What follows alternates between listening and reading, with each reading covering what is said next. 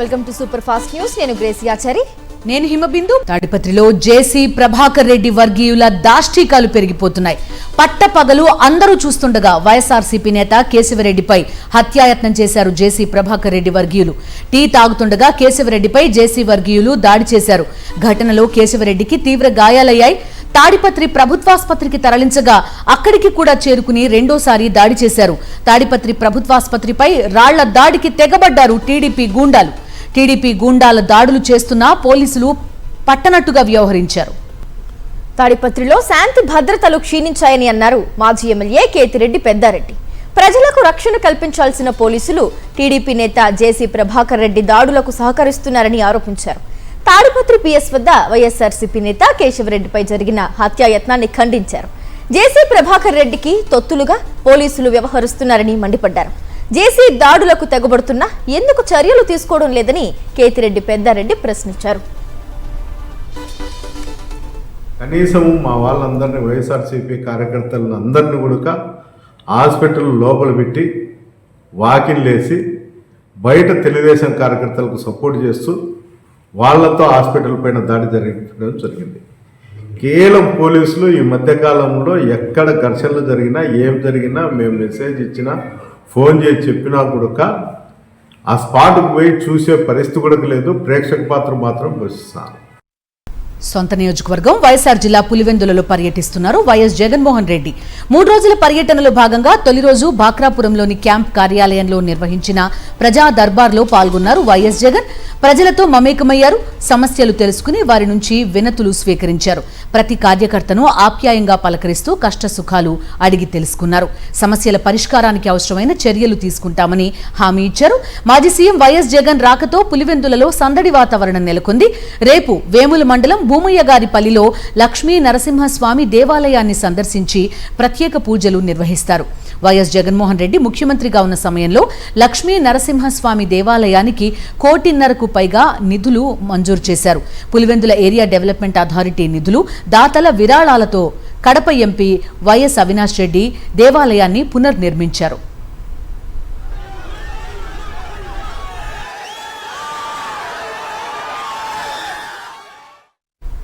పులివెందుల భాకరాపురంకు చెందిన ఆయేషాను పరామర్శించారు YS Jaganmohan Reddy. Brain టీబీతో బాధపడుతున్న ఆయేషాకు 3 ఏళ్ల క్రితం వైద్య సహాయం అందించారు వైఎస్ జగన్. మళ్లీ ఆరోగ్యం క్షీణించడంతో రోడ్డు పక్కన వైఎస్ జగన్ రాక కోసం ఎదురు చూశారు. ఇదే సమయంలో కాన్వాయ్ దిగి ఆయేషాను పరామర్శించారు వైఎస్ జగన్. వైద్య సహాయం అందిస్తామని భరోసా ఇచ్చారు. వైఎస్ జగన్ దయవల్లే తమకు మెరుగైన వైద్యం అందిందని, ఆయన చేసిన మేలు మరచిపోలేమంటున్నారు ఆయేషా భర్త.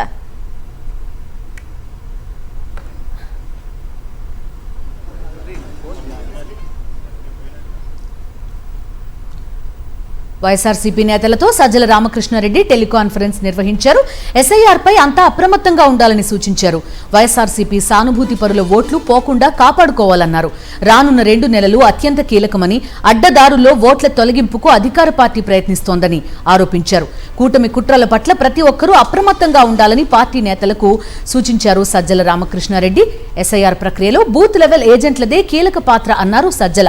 అర్హులందరికీ ఎన్యూమరేషన్ ఫామ్లు అందించాలని సూచించారు. ఎప్పటికప్పుడు బిఎల్ఓలతో సమన్వయం చేసుకోవాలని, బిఎల్ఓ ఏదైనా దరఖాస్తు తిరస్కరిస్తే పరిష్కారం కోసం వెంటనే పై స్థాయికి సమాచారం అందించాలన్నారు సజ్జల. సోషల్ మీడియాలో పార్టీ వాణి మరింత బలంగా వినిపించాలని, టీడీపీ తప్పుడు ప్రచారాన్ని ధీటుగా ఎదుర్కోవాలని తెలిపారు.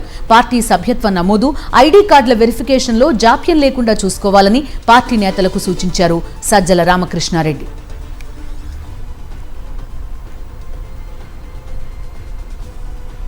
సాయికృష్ణ లాకప్ డెత్ కేసులో సిఐ నాగరాజును మరోసారి విచారిస్తున్నారు సిట్ అధికారులు. 6 గంటల పాటు సిఐ నాగరాజును ప్రశ్నించి వెళ్లిన సిట్ బృందం 2 గంటల తరువాత మరోసారి కమాండ్ కంట్రోల్ సెంటర్ కు చేరుకుని సిఐ నాగరాజును ప్రశ్నిస్తున్నారు. తమ దగ్గరున్న ఆధారాలు ముందు పెట్టిన సిఐ నాగరాజును విచారిస్తున్నారు. సిఐ నాగరాజును ఈ రాత్రికి లేదా రేపు మెజిస్ట్రేట్ ముందు హాజరుపరిచే అవకాశం ఉంది. చాలా ప్రశ్నలకు నాగరాజు సమాధానం దాటవేస్తున్నట్టు తెలుస్తోంది. ఇప్పటికే ఈ కేసులో కీలక ఆధారాలు, సీసీ ఫుటేజ్ మాయం చేశారు. మధ్యాహ్నం సిఐ నాగరాజును అరెస్టు చేసిన పోలీసులు నేరుగా విజయవాడ కమాండ్ కంట్రోల్ సెంటర్ కు తరలించి విచారిస్తున్నారు.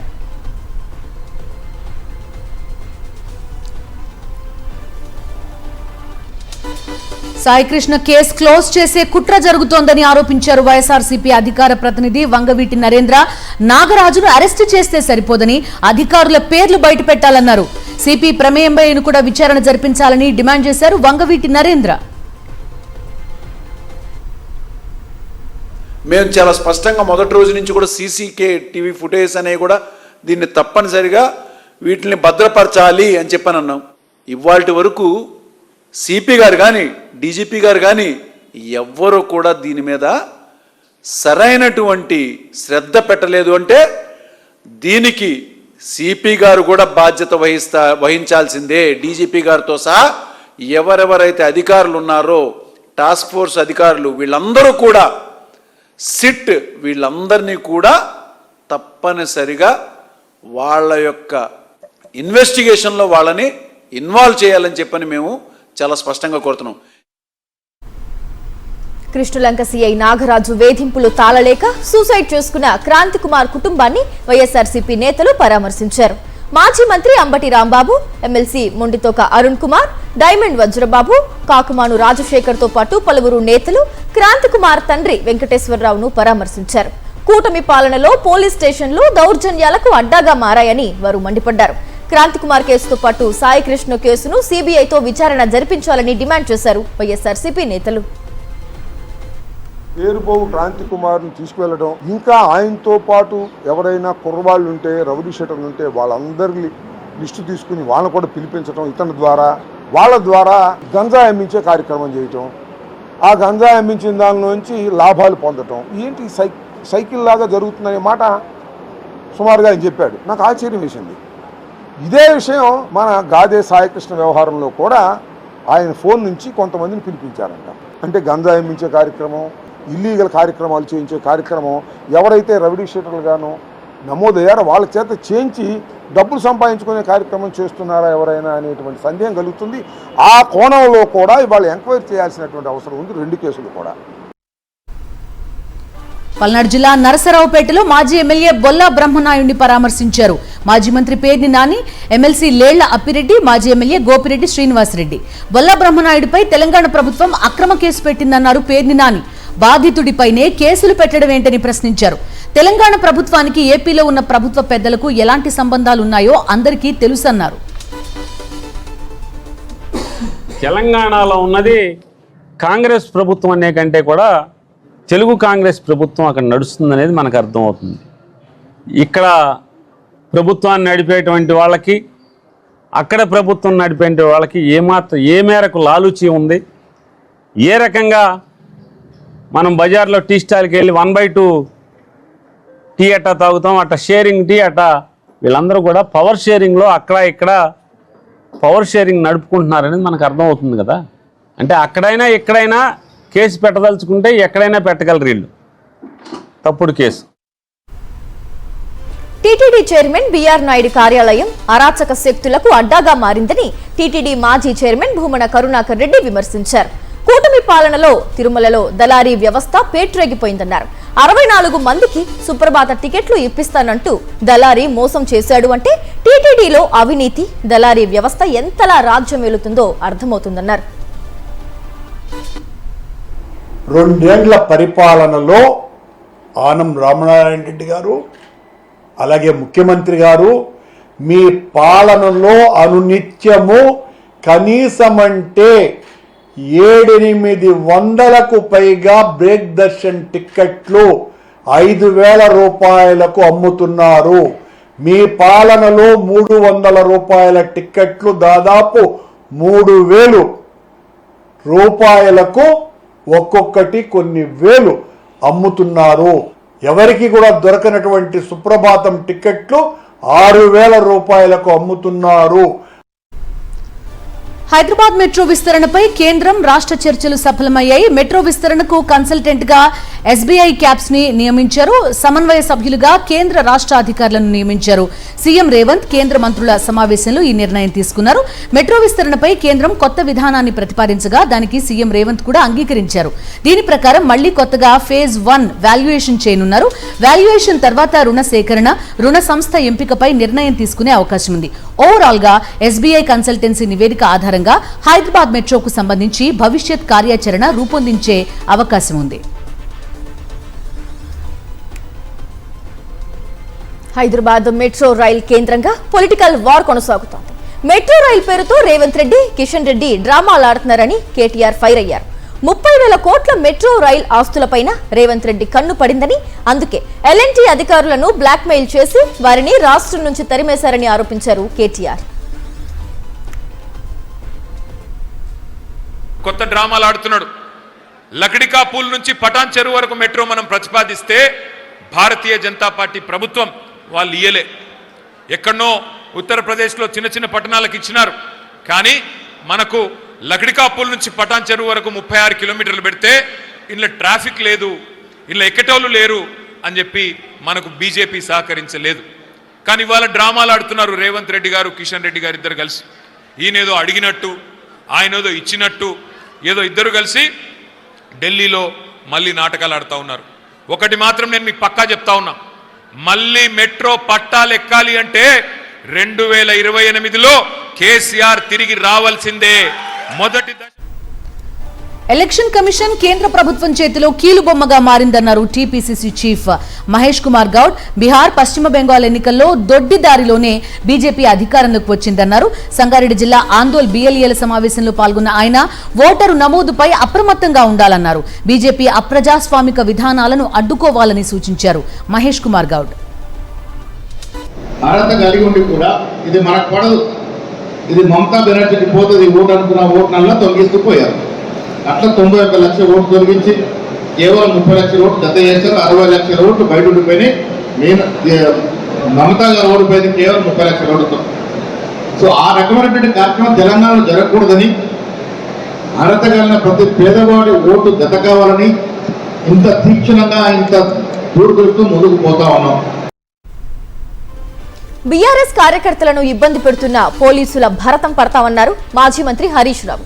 కాంగ్రెస్ పాలకులు చెబుతున్నారని, తమ కార్యకర్తలను ఇబ్బంది పెడితే భారీ మూల్యం చెల్లించుకుంటారని హెచ్చరించారు. కార్యకర్తలకు పార్టీ అండగా ఉంటుందని భరోసా కల్పించారు హరీష్ రావు. రాసి పెట్టుకోండి, మిమ్మల్ని ఎవడెవడైతే ఇబ్బంది పెట్టిండో రేపు బీఆర్ఎస్ ప్రభుత్వం వచ్చినాక వాడిని పెట్టే ప్రశ్నే లేదు. వాళ్ళ సంగతి చెప్తాం. ఎవడన్నా పోలీస్ అధికారులు చట్టాన్ని అతిక్రమించి అధికార పార్టీ కాంగ్రెస్ నాయకులు చెప్పిండని మా కార్యకర్తల మీద అక్రమ కేసులు పెట్టినా, మా కార్యకర్తల్ని ఒక్క చెంప దెబ్బ కొట్టినా అంతకంతకు అనుభవిస్తారు, జాగ్రత్త అని చెప్పి కూడా హెచ్చరిస్తా ఉన్నా. మాజీ మంత్రి పువ్వాడ అజయ్ సంచలన వ్యాఖ్యలు చేశారు. బీఆర్ఎస్ హయాంలో బుగ్గపాడు ఫుడ్ పార్క్ తీసుకొచ్చామని, కాంగ్రెస్ హయాంలో ఆ బుగ్గపాడు ఫుడ్ పార్క్ భూములను ఏపీ వ్యాపారులకు కట్టబెడుతున్నారని తెలిపారు. ఇందులో మంత్రుల కొడుకులు వాటాలు తీసుకున్నారని ఆరోపించారు. ఆంధ్ర కంపెనీలకి అగ్వకి 72 ఎకరాల భూమి, ఎకరం 42 లక్షలకి ప్రభుత్వం అప్పుడు నిశ్చయం నిర్ణయిస్తే దానికి సగానికి అడ్డి చేరికి పావు చేరికి వాళ్ళకి అప్పగించి అందులో మంత్రుల కొడుకులు వాటాలు తీసుకున్నారని ఈ సందర్భంగా మీకు తెలియజేస్తా ఉన్నా. దోపిడీ రాజ్యం దండుపాలెం బ్యాచ్ తప్పితే ఏ సంక్షేమం లేదు, అవునా కాదా నేను అడుగుతాను. రెవెన్యూ మంత్రి గారు రెవెన్యూ పెరిగింది, వ్యవసాయ మంత్రి గారు ఆదాయం పెరిగింది, 100 ఎకరాలు 1000 ఎకరాలు అవుతున్నాయి.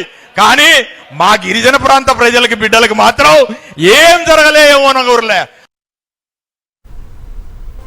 మాజీ మంత్రి అంబటి దాఖలు చేసిన కోర్టు ధిక్కరణ పిటిషన్పై నల్లపాడు, పట్టాభిపురం పోలీసులకు హైకోర్టు నోటీసులు జారీ చేసింది. Nallapadu CI Vamsidhar, Pattabhipuram SI Madhupavan, Pattabhipuram CI వెంకటేశ్వర్లకు నోటీసులు జారీ చేసింది. నల్లపాడు పోలీస్ స్టేషన్లో నమోదైన 2 కేసులు, పట్టాభిపురం పోలీస్ స్టేషన్లో నమోదైన మరో కేసులో సుప్రీంకోర్టు మార్గదర్శకాలను పోలీసులు పాటించలేదని పిటిషనర్ తరపు న్యాయవాది సుదర్శన్ రెడ్డి కోర్టు దృష్టికి తీసుకెళ్లారు. 7 ఏళ్లలోపు శిక్ష ఉన్న కేసుల్లో ముందస్తు నోటీసులు ఇవ్వలేదని వాదించారు. ఇది సుప్రీంకోర్టు ఆదేశాల ఉల్లంఘనతో పాటు కోర్టు ధిక్కరణ కిందకు వస్తుందని కోర్టుకు వివరించారు. వాదనలు విన్న హైకోర్టు సంబంధిత పోలీసు అధికారులకు నోటీసులు జారీ చేసింది.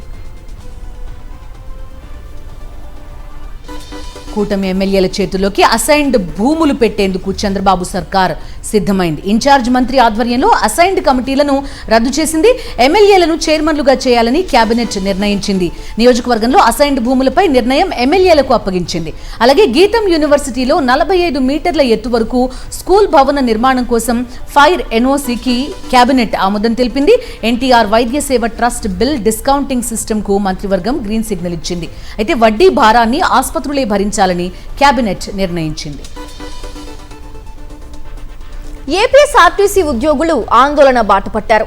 డిమాండ్ల సాధన కోసం నిరసనలు చేపట్టారు. ఆర్టీసీ జేఏసీ పిలుపులో భాగంగా ఉద్యోగులంతా ఎర్ర బ్యాడ్జీలు ధరించి విధులకు హాజరయ్యారు. అన్ని డిపోలు యూనిట్ల వద్ద జేఏసీ ఆధ్వర్యంలో ధర్నాలు చేపట్టారు. విద్యుత్ బస్సులను ప్రైవేట్ ఆపరేటర్లకు అప్పగించే నిర్ణయాన్ని ఉపసంహరించుకోవడంతో పాటు ఆర్టీసీలోని 10,000 ఖాళీ పోస్టులను వెంటనే భర్తీ చేయాలని ఆర్టీసీ జేఏసీ డిమాండ్ చేస్తోంది. అదేవిధంగా 12వ పీఆర్సీ కమిషన్ ను వెంటనే ఏర్పాటు చేయాలని డిమాండ్ చేస్తున్నారు. ఆర్టీసీ జేఏసీ ఆందోళనలు రేపు కూడా ఏపీ వ్యాప్తంగా కొనసాగనున్నాయి. ఎమ్మెల్యే గద్దె రామ్మోహన్ పై ఎన్టీఆర్ జిల్లా వైఎస్ఆర్సీపీ అధ్యక్షుడు దేవినేని అవినాష్ ఆగ్రహం వ్యక్తం చేశారు. గద్దె రామ్మోహన్ చెప్పేవి శ్రీరంగ నీతులు, చేసేవి దొంగ పనులు అని మండిపడ్డారు. వైఎస్ఆర్సీపీ హయాంలో చేసిన అభివృద్ధి పనులు తాము చేశామని చెప్తున్నారని, 2 ఏళ్లలో గద్దె రామ్మోహన్ ఏం చేశారో చెప్పాలని డిమాండ్ చేశారు దేవినేని అవినాష్. ఒక అభివృద్ధి కార్యక్రమం చేయరు, ప్రజానికానికి కావాల్సిన సంక్షేమ కార్యక్రమాలు చేయరు. ఒక షో మాస్టర్గా షో రాజకీయాలు చేస్తూ అవతల వ్యక్తి మీద అబద్ధాలు చెప్పే కార్యక్రమం తప్పితే గద్దె రామ్మోహన్ గారు ఏమీ చేయరు అని చెప్పిన సందర్భంగా చెప్పుతున్నాం.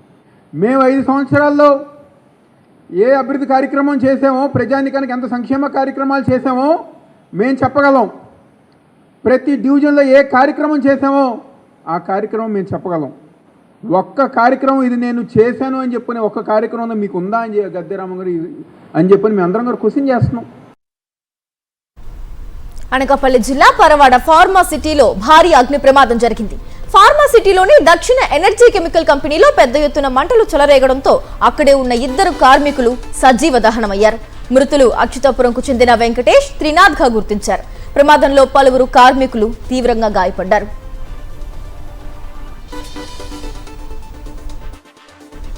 పరవాడ ఫార్మాసిటీ ప్రమాదంపై వైఎస్ఆర్సీపీ అధినేత వైఎస్ జగన్మోహన్ రెడ్డి తీవ్ర దిగ్భ్రాంతి వ్యక్తం చేశారు. 2 కార్మికులు మృతి చెందడం అత్యంత బాధాకరమన్నారు. మృతుల కుటుంబాలకు వైఎస్ జగన్ ప్రగాఢ సానుభూతి తెలిపారు. ప్రమాదంలో గాయపడిన వారికి అత్యుత్తమ వైద్యం అందించాలని సూచించారు. ప్రమాదానికి గల కారణాలను సమగ్రంగా విచారించాలన్నారు. భవిష్యత్తులో ఇలాంటి ఘటనలు పునరావృతం కాకుండా చూడాలని కోరారు. పరిశ్రమల్లో భద్రతా ప్రమాణాలను ఖచ్చితంగా అమలు చేయాలని డిమాండ్ చేశారు. బాధిత కుటుంబాలకు ప్రభుత్వం అండగా నిలవాలన్నారు వైఎస్ జగన్. ఆదాయానికి మించి ఆస్తుల కేసులో నిజామాబాద్ ఎక్సైజ్ సూపరింటెండెంట్ మల్లారెడ్డిని ఏసీబీ అధికారులు అరెస్ట్ చేశారు. అక్రమాలకు పాల్పడి ఆస్తులు సంపాదించినట్టు ఆయనపై ఆరోపణలున్నాయి. ఈ నేపథ్యంలో మల్లారెడ్డి ఇళ్లు, కార్యాలయంతో పాటు ఆయన బంధువుల ఇళ్లలో కూడా ఏసీబీ సోదాలు చేసింది. సోదాల్లో భాగంగా మల్లారెడ్డి ఆస్తులకు సంబంధించి కీలక పత్రాలు స్వాధీనం చేసుకున్నారు. 4 ఇళ్లు, 1 కమర్షియల్ బిల్డింగ్, 8 ప్లాట్లు, 10 ఎకరాలు భూమి ఉన్నట్టుగా అధికారులు తేల్చారు. మల్లారెడ్డి వద్ద 50 లక్షల బ్యాంక్ బ్యాలెన్స్, ఆయన భార్య పేరిట 3 లాకర్లు ఉన్నట్టు నిర్ధారించారు.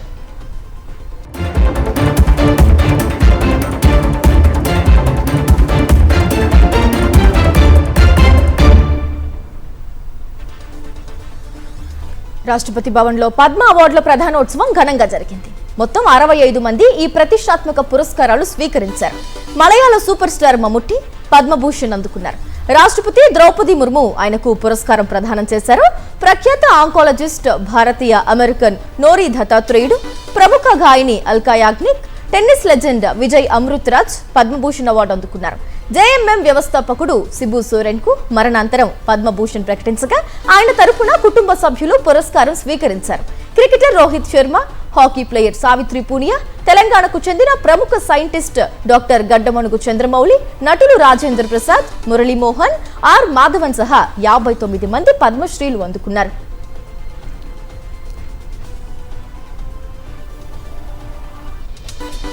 రాష్ట్రపతి ద్రౌపది ముర్ముతో ప్రధాని నరేంద్ర మోదీ భేటీ అయ్యారు. పద్మ అవార్డుల ప్రదానోత్సవం అనంతరం రాష్ట్రపతి భవన్లో సాయంత్రం సమావేశం జరిగింది.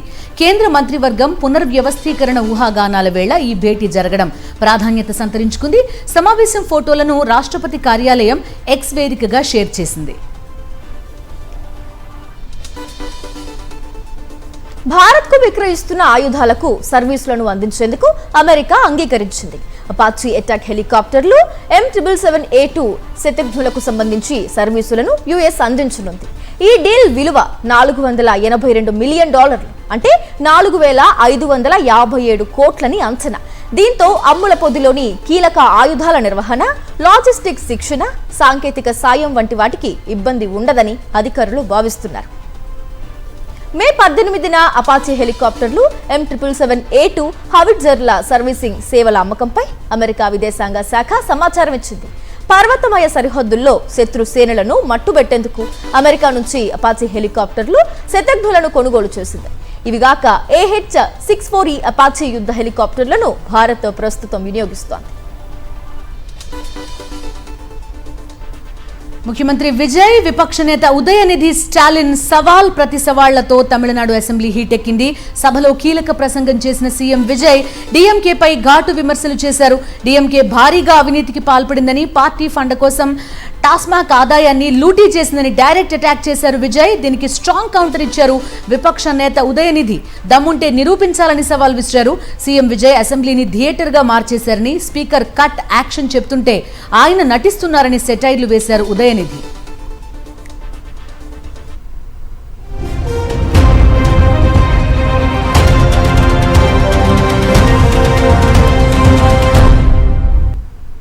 Moving on to international updates.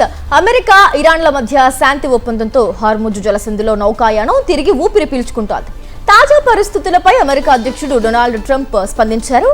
నిన్న ఒక్కరోజే 1.9 కోట్ల బ్యారెళ్ల ముడి చమురు రవాణా జరిగిందని, ఇది ఆల్ టైమ్ రికార్డ్ అని పేర్కొన్నారు.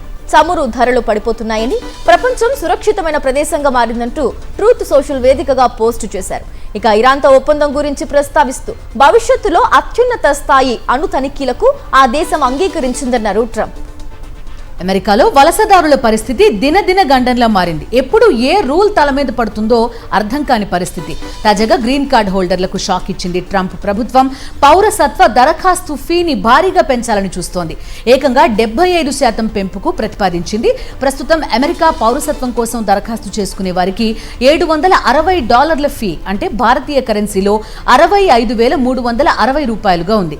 కొత్త ప్రతిపాదన అమల్లోకి వస్తే ఈ ఫీ $1,330 పెరగనుంది. అంటే 1,14,380 రూపాయలు చెల్లించాల్సి ఉంటుంది. ఈ ప్రతిపాదన ప్రస్తుతం ప్రజాభిప్రాయ సేకరణ దశలో ఉంది.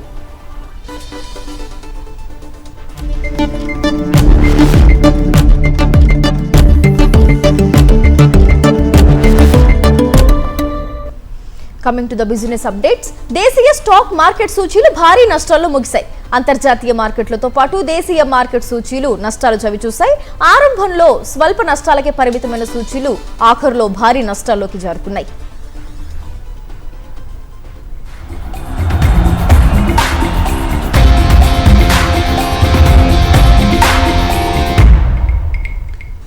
భారత క్రికెట్ చరిత్రలోనే సరికొత్త సంచలనం సృష్టించిన 15 ఏళ్ల యువ బ్యాటర్ వైభవ్ సూర్యవంశీ అధికారికంగా టీమిండియా బ్లూ జెర్సీ అందుకున్నాడు.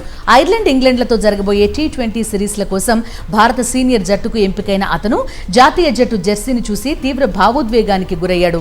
ఈ సందర్భంగా BCCI సోషల్ మీడియాలో విడుదల చేసిన ప్రత్యేక వీడియో ప్రస్తుతం దేశవ్యాప్తంగా వైరల్ అవుతోంది. తొలిసారి తన పేరు ముద్రించి ఉన్న భారత జెర్సీని చూసుకున్న వైభవ్, చిన్నప్పుడు ఏ లక్ష్యం కోసమైతే మొదటిసారి బ్యాట్ పట్టుకున్నానో ఆ కల ఈ రోజు నిజమైంది అంటూ కన్నీళ్లు పెట్టుకున్నాడు.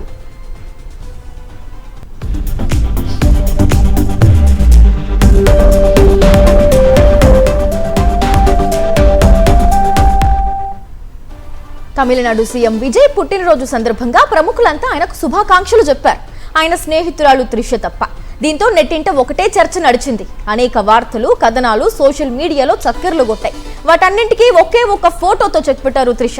విజయ్ ఎదురుగా బర్త్డే కేక్స్ ఉంచి ఆయన్నే చూస్తూ ఉన్న ఫోటోను పంచుకుంటూ వీటన్నింటి విలువ పెంచే వ్యక్తికి పుట్టినరోజు శుభాకాంక్షలు అని పేర్కొన్నారు. అయితే త్రిష పంచుకున్న ఫోటో కొత్తగా లేక గతంలో దిగిందా అన్న స్పష్టత రాలేదు. ఏదైతేనేం త్రిష శుభాకాంక్షలు చెప్పడంతో విజయ్ అభిమానులు సైతం ఆనందం వ్యక్తం చేస్తున్నారు. ఇవి వాటి సూపర్ ఫాస్ట్ న్యూస్ డీటెయిల్స్. తర్వాత నారాచకం మ్యాగజైన్ స్టోరీ ప్రసారం అవుతుంది. Stay tune.